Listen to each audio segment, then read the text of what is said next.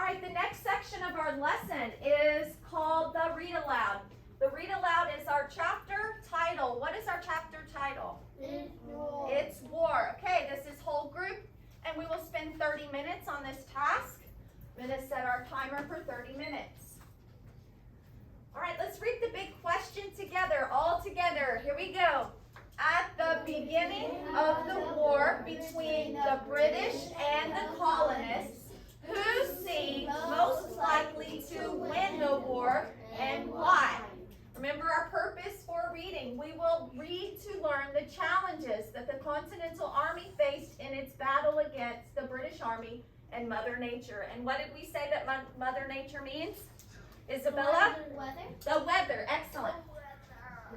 The weather. All right, eyes and ears. I should see you following along with your finger in the book as I read. Is everybody ready? Yes. All right, it's war. It's war. It's war. At the beginning of the war, the British were confident that they could defeat the colonists. The Continental Army, at least at first, was not exactly a force to be reckoned with.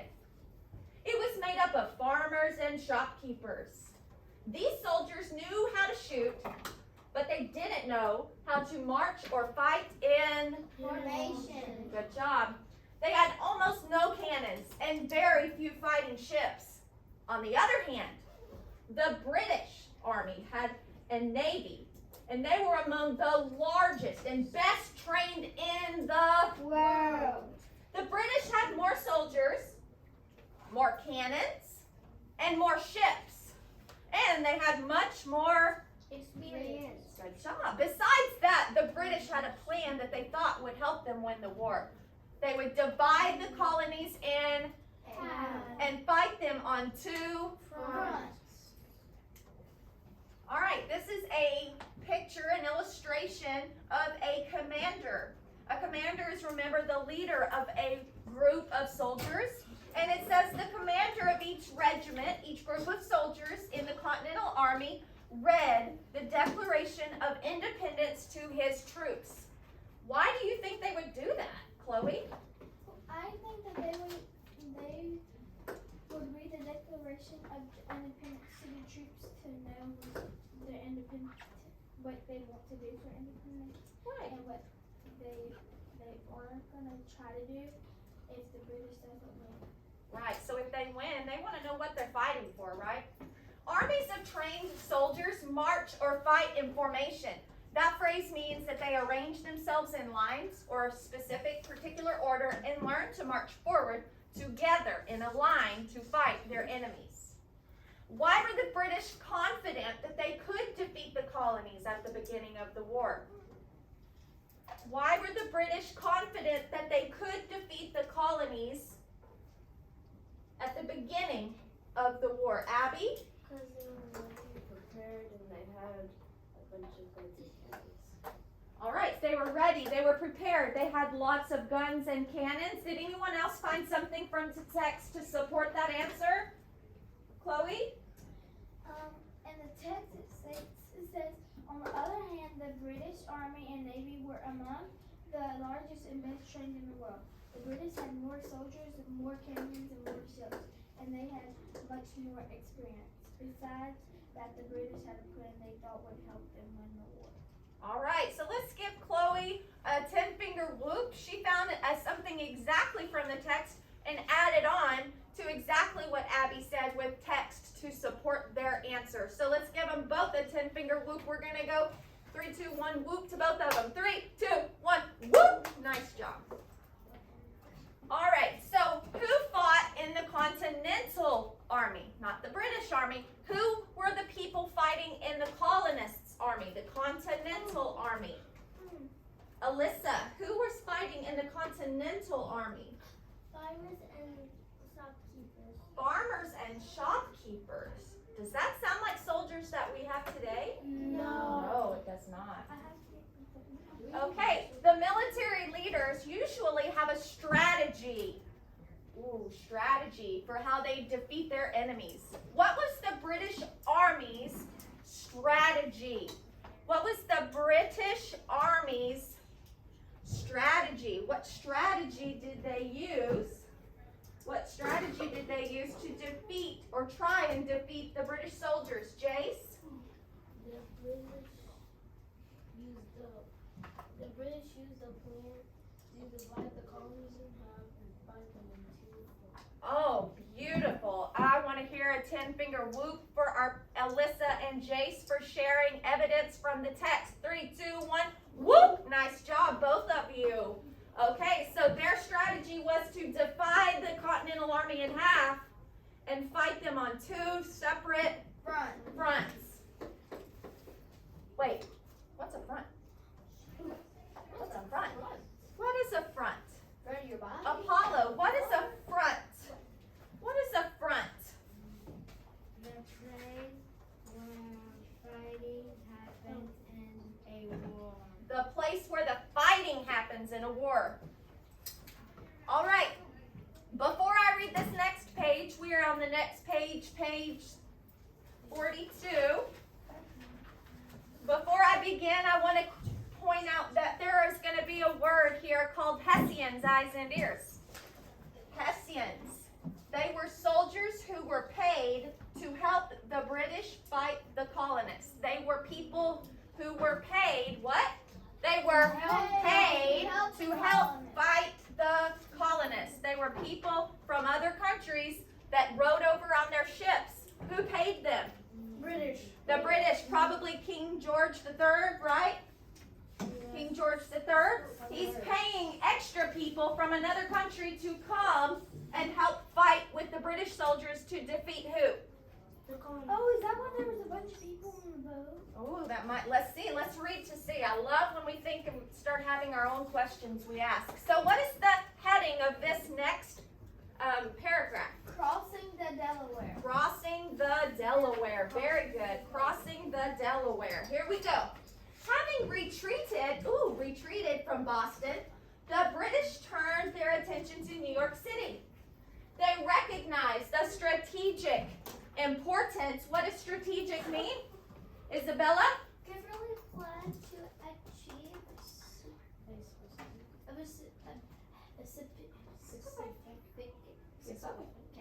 It's okay. But you know what you're trying to say. A specific goal, such as winning battle or finishing a project. So it's your plan for getting the goal that you want, like winning the war, our strategy, it's our plan. They recognize the strategic importance of this port city. What city are they talking about? New York City. If their plan to gain control was to succeed, they needed to capture it. They needed to capture what? Their goal to succeed. What are they going to capture? They recognize the strategic importance of this port city. If their plan was to gain control, was going to succeed, they needed to capture it. What are they capturing? What is it referring to? Their goal.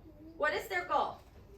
The goal to capture their enemies. Okay, so let's reread this. Hey guys, it's okay when we don't comprehend something, it's good to notice that, right? And what do we do when we don't comprehend something we just read? Read it again. So listen carefully, follow with your finger.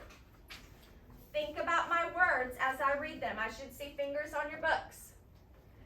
Having retreated from Boston, who's retreated from Boston? The British. The colonies. Was it the British or the colonies? The British.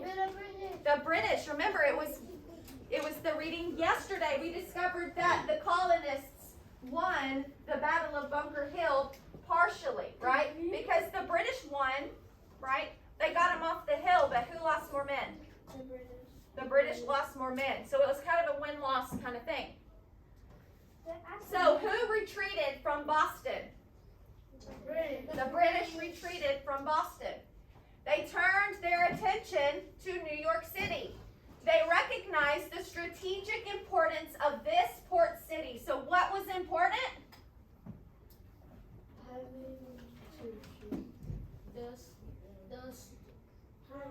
The port city. Jay, stand up. Tell me what you just said.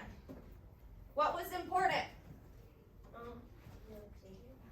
Port city. And why would a port city be important, Jace? Because What is a port city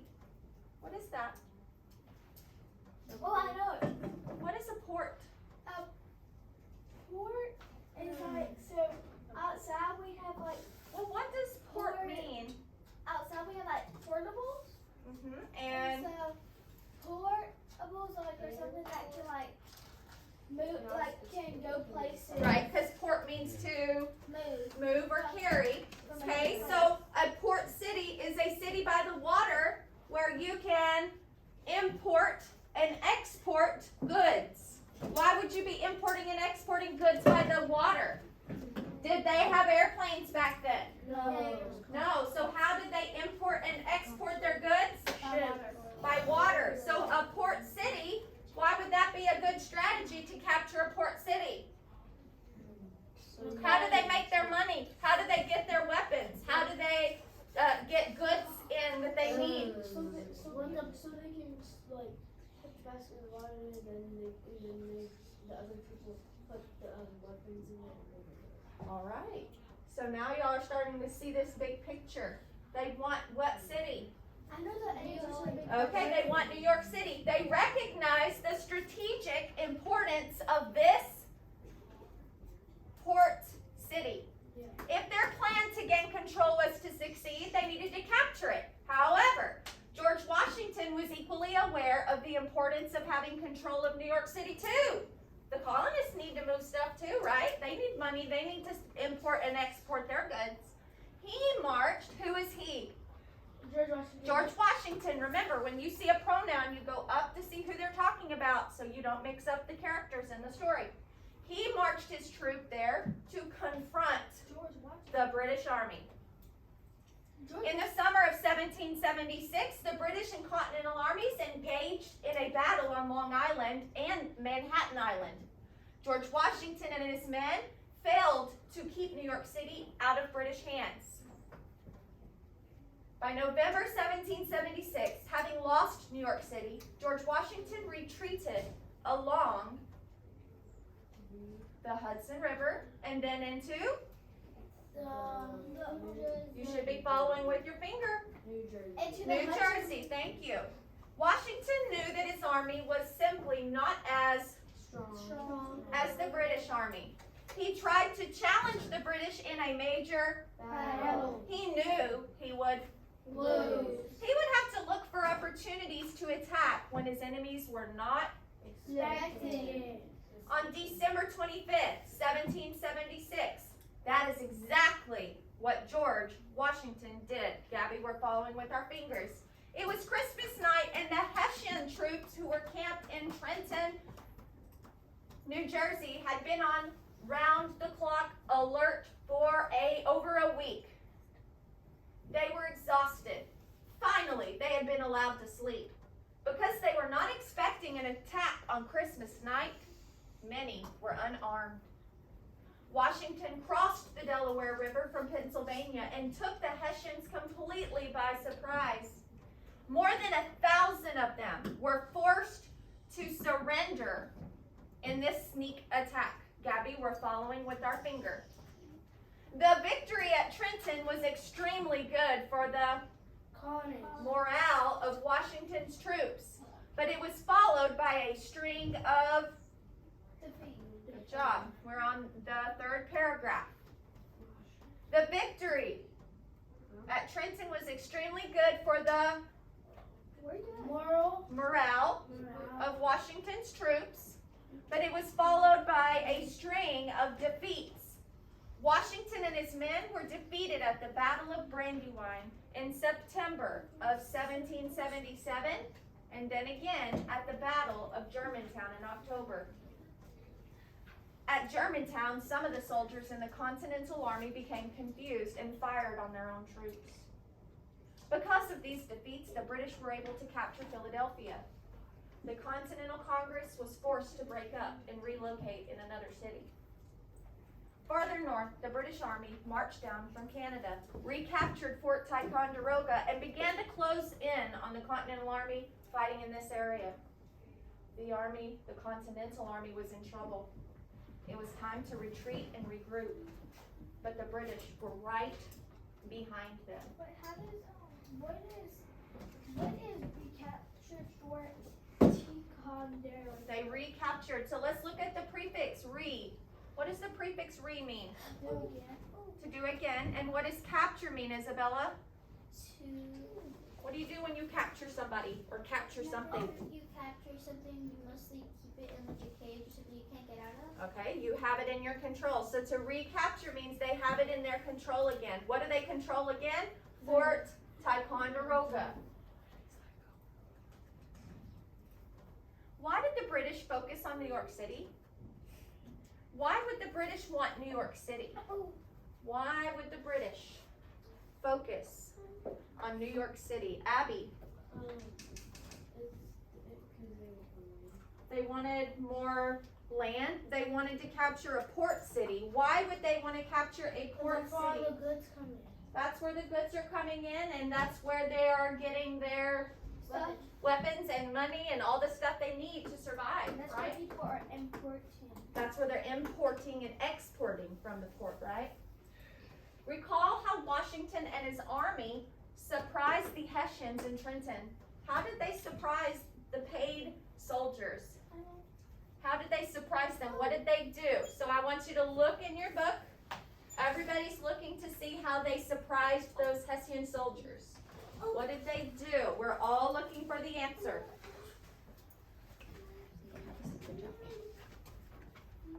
Carmen, what did they do? They surprised them because it was on Christmas Eve and they were unarmed and they took the nap or whatever. Yeah, they were sleeping and they were unarmed. It was Christmas Eve. Chloe, do you want to add on? Yes, I would like to piggyback on Carmen. And in the text it states on December 25, 1776. So that is exactly what Washington did. It was Christmas night at the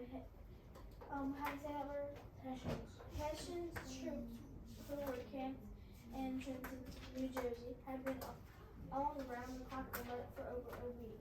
They were exhausted.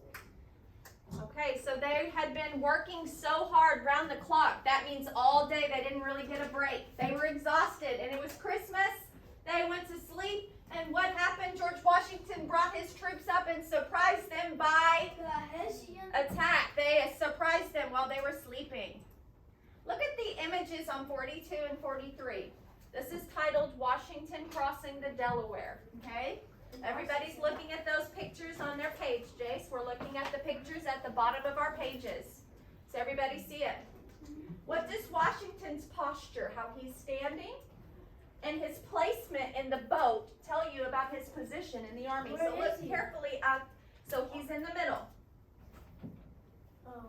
Yep, he's in the middle. He's kind of right at the bottom of 42. He's right near the center. What does this look like? So I want everybody to look at the picture. Find George Washington. How is he standing? What is his posture like? And what is his placement like in the boat? What does this tell us about his position in the army? We're making an inference here. It doesn't tell us. We're using clues, what we know and what we see. What are you noticing? I noticed that he's standing like he's telling them where to go.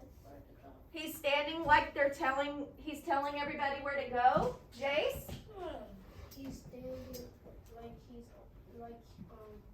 he's on the lookout, like not laying his guard down. Oh, he's not going to let his guard down. He's on the Well, is this lookout. before George Washington was a president? Hmm? Is this before? Yes, this is before George Washington was a president.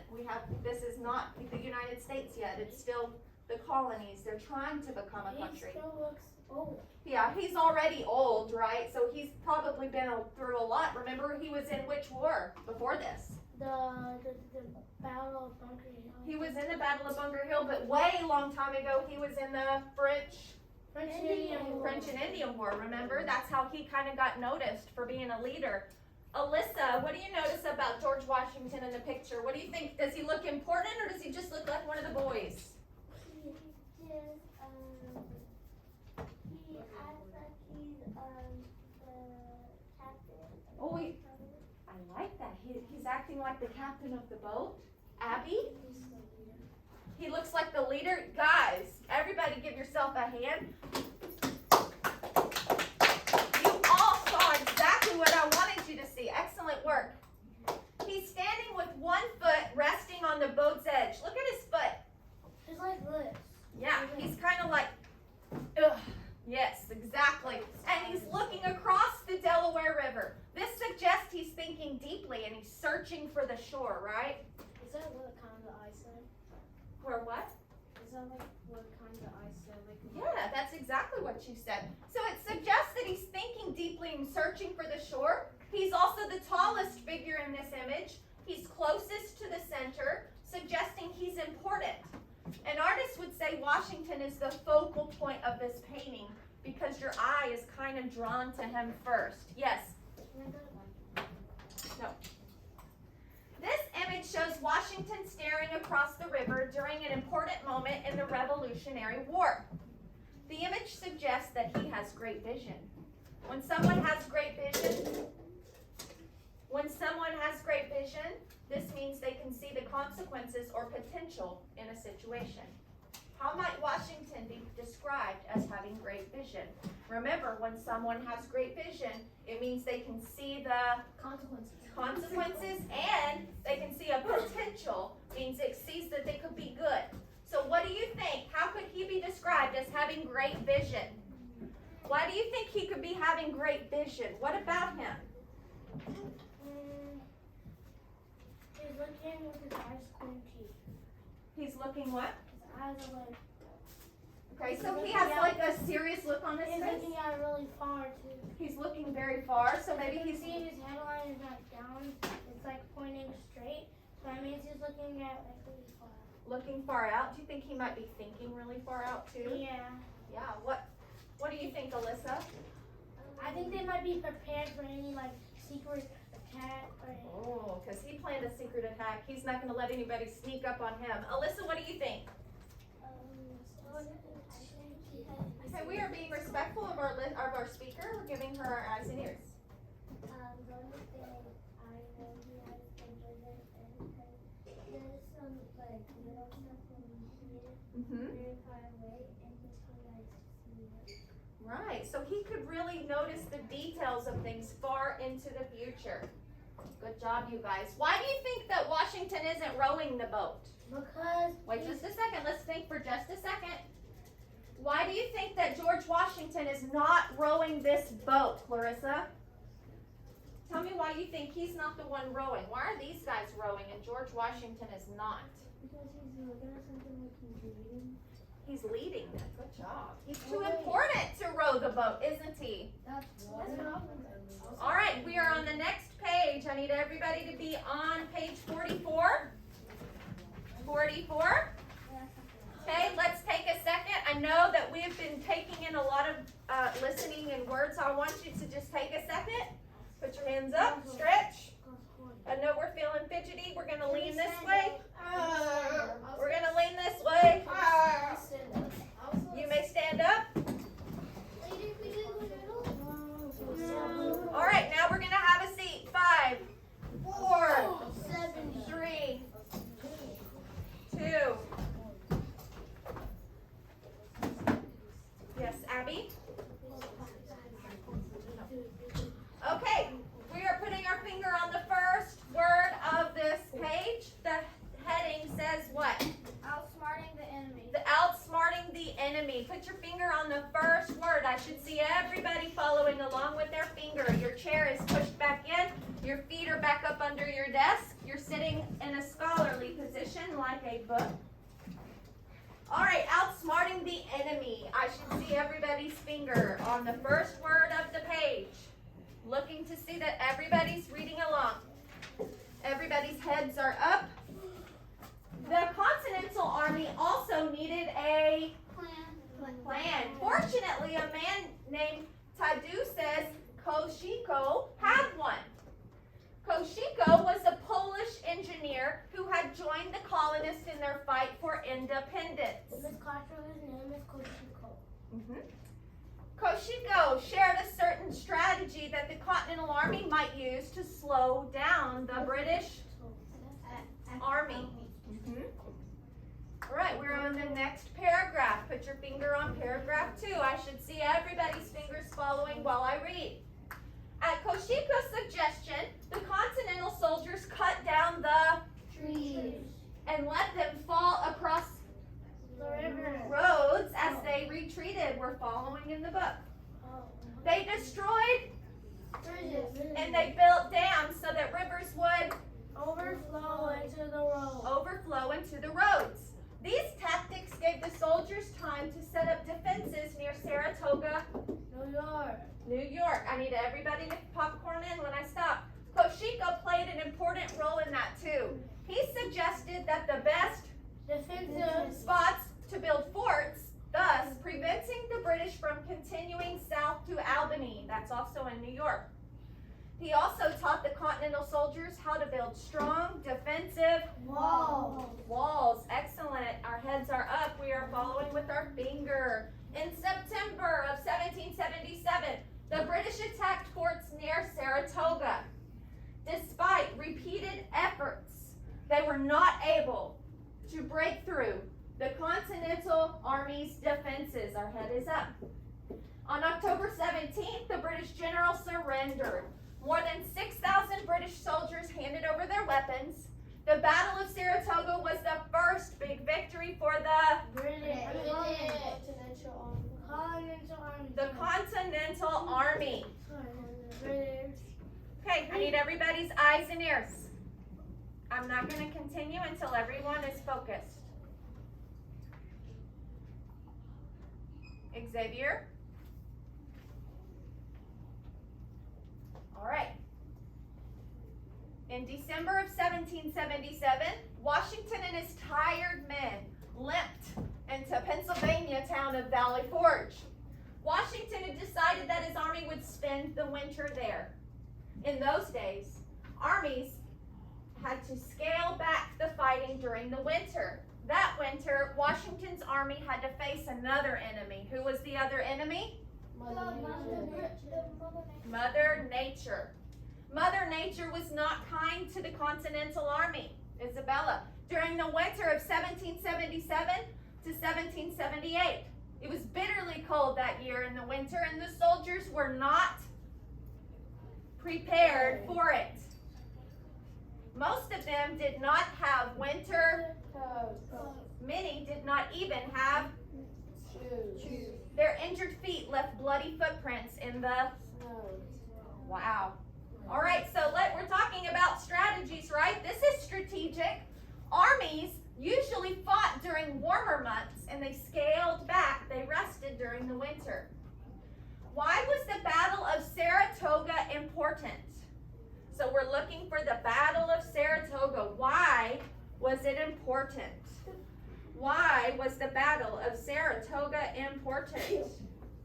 We're looking for the Battle of Saratoga. The Battle of Saratoga. S-A-R. Ooh, S-A-R. Saratoga. We're looking for it. Good job. So why was it important? The Battle of Saratoga. Why was the Battle of Saratoga important? Why would that be important, guys? Why was it important? 6,000 British. Hey, Chloe, thank you for raising your hand. These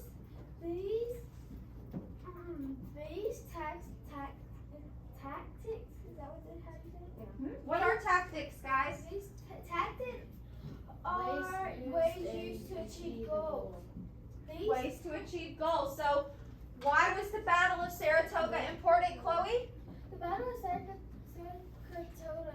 it was important because these tactics gave the soldiers time to set up defense near Saratoga, New York, Okay, so they've got a strategy, a tactic. What is it? What are they going to do? They're staying in their base. They're going to stay in their base? Why? So they can be safe while British try to get in because the place was under struggle, but they couldn't break it down. They couldn't break it down, okay? So the Battle of Saratoga was important because it was the first major victory for the Continental Army. It was what? The first major victory for the Continental Army. Okay, so the British could not break through the defenses, as Amor said, that the colonists built, so the Continental Army's military strategies were successful. What clue does the heading at the top of page 33 give about the work of the Second Continental Congress? Clue the heading gives is that it suggests they work Okay, so what is the heading? It says outsmarting the enemy. So What do you think? Outsmarting the enemy. What do you think, Carmen?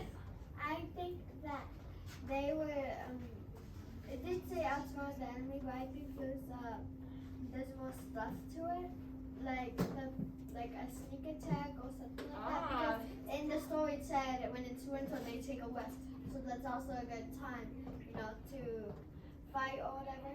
Right, to build up your defenses. I agree with you. Let's give Carmen a 10-finger whoop. 3, 2, 1, whoop! All right, using evidence from the image on page 45. What of the details support the idea that the soldiers were miserable that winter? When you look at the picture, how do you know that the soldiers were miserable? We're looking at the picture. What clues can we get? What can we infer from this picture to tell us that they're miserable? Gabby. One of them is like this. Gabby. Can you share out? Are you embarrassed? Okay, so what do you see? I see. There. And what does it look like outside? Snowing. More? I see people like this. Oh, what is that called when you're like Cold. shivering and cold? How else would we infer that they are miserable? Alyssa? We are listening to our speaker. We're giving her our eyes and ears. Some of them are walking and some of them are on the horses. Some of them have to walk. They don't get to ride the horses. That's not fun. Abby? One's doing work and like some of them are just sitting down tired. Some of them are really tired and the other ones are still working. And there's a bunch of Carmen? I like to piggyback on Abby's answer or whatever. And I think instead of them, just sitting down being lazy, I think they're like healing up the wounds and all Yeah, that. healing wounds. Because it said in the story that some of them didn't have shoes and they had like bloody like, footprint. Yeah, that's kind of gross, isn't it? in the snow. All right, let's turn to the next page. We are on page 46. We are almost through our read aloud. You guys are doing a great job. During December and January, the soldiers cut down trees and used them to build log cabins. These cabins provided some shelter from the cold, but they were crowded and damp. There were other problems too. The soldiers did not have enough to eat. Okay? They had to survive for many weeks on fire cake, a tasteless mixture of flour and water baked over a fire. Occasionally, they might have a bowl of pepper pot soup, a thin broth made from beef and a handful of peppercorns. Clean water was also in short supply. Many soldiers drank dirty water and got sick, and a few died of frostbite or starvation, and many more died as a result of diseases. One army surgeon, Albion Waldo from Connecticut, kept a diary during his time in Valley Forge. Here's an excerpt from his diary. Let's read it all together. December 14th. The army, which has been surprisingly healthy hitherto, which means now begins to grow sickly from the continued fatigues they have suffered this campaign. I am sick, discontented, and out of humor. Why are we sent here to starve and freeze? George Washington was worried about the state of the army, and on December 23rd, 1777, he wrote a letter to the Continental Congress explaining that many of his men, were in such poor health that they were no longer fit for combat, war. The situation was so bad, Washington wrote that he was worried that his men might give up and go home. George Washington said, I am now convinced beyond a shadow of a doubt that unless some great and capital change suddenly takes place, this army must inevitably be reduced to one or other of these three things: starve, dissolve, or disperse. We have no less than 2,898 men now in camp unfit for duty because they are barefoot and otherwise naked. What? Well, it's snowing and they don't have enough clothes. Yeah, but still. Well, they're miserable. They're miserable, guys. This is, They look each every day. I don't know. That sounds silly, but I don't see anybody actually naked. So maybe back then it was a little different. Maybe that means they didn't have enough winter clothes. As the new year dawned in 1778, things looked bleak. What does bleak mean? What is bleak, Abby? Depressing, Depressing? What does it mean, Amor? Depressing. Oh, We're looking at what words? depressing, grim, and bad. Depressing, grim, and bad. All right, so things looked bleak for George Washington and the Continental Army. However, the tide was beginning to turn in their favor. Let's look at the illustration. Among Washington's men at Valley Forge was a young French nobleman named Marquis de Lafayette.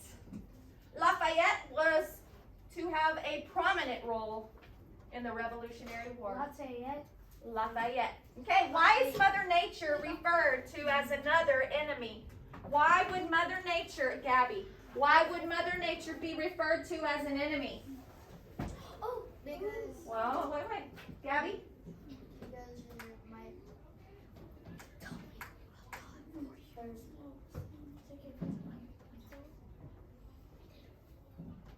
What is it like outside? Like cold or hot. No, except for any. So why would it being cold be an enemy to the soldiers? Oh, Isabella? it's because of it being cold. Because the soldiers said it's because nature made it cold. But they had like not really shoes and they had enough clothes and stuff. Right, they didn't have enough supplies or clothes, and it was cold, and that was making the soldiers have what?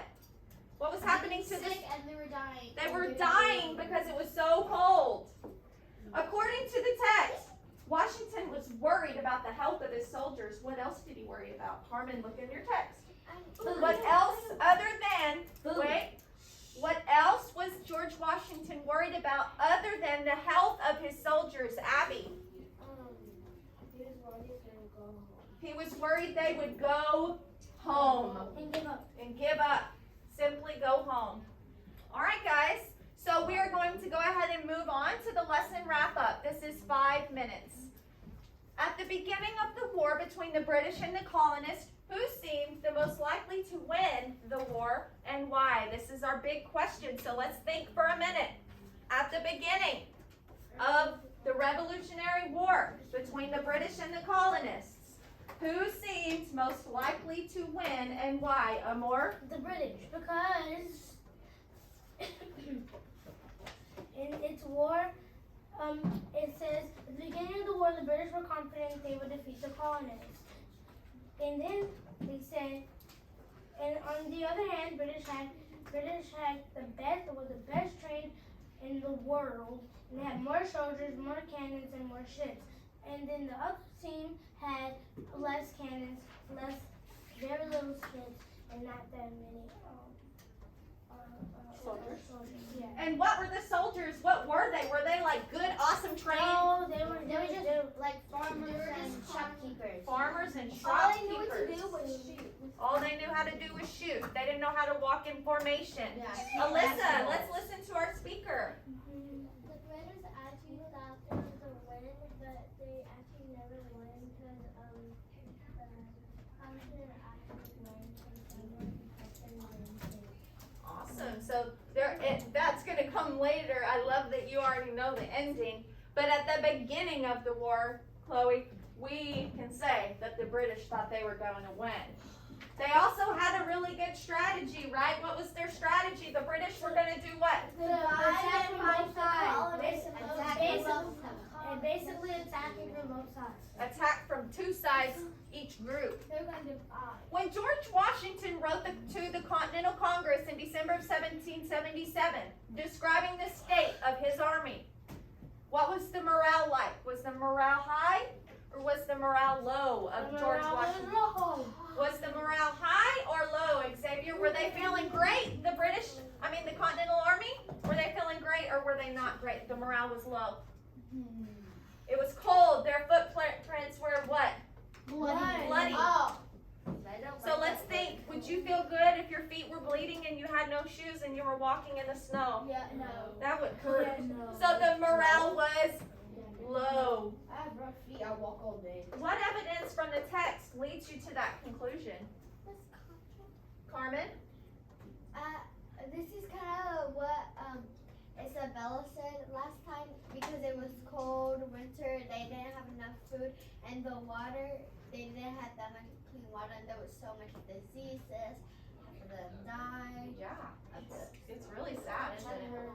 They were hungry, sick, cold, and Washington wrote that many of them were not fit for combat, right? He feared that they might give up and go home. All right, let's open up to activity page 6.2. Remember, this is our timeline. I'll give you 5 seconds to go back and find it. 5, 4,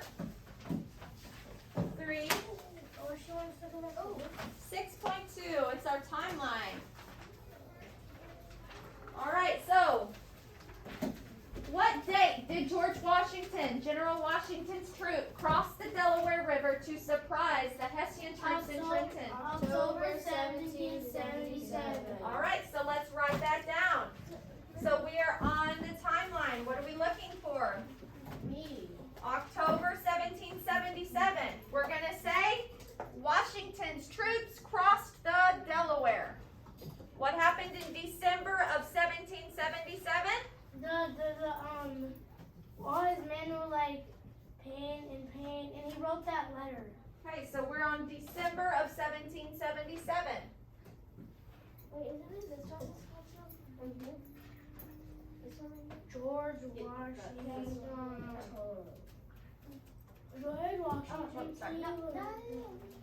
Well, now I know the next one. December. Wait, we're supposed to be writing that 77. Russ, how do you spell pain? 2 months later.